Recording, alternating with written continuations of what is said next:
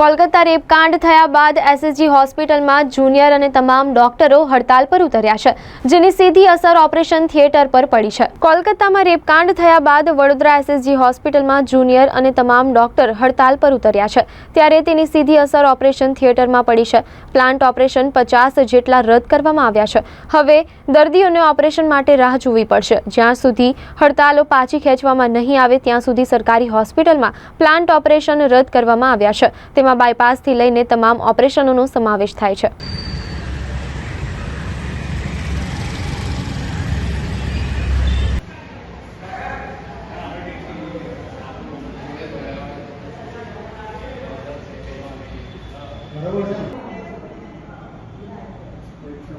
हड़ताली लोग करे ना हमने पारो तो ऑपरेशन करो तो પછી કેમ રદ કર્યું?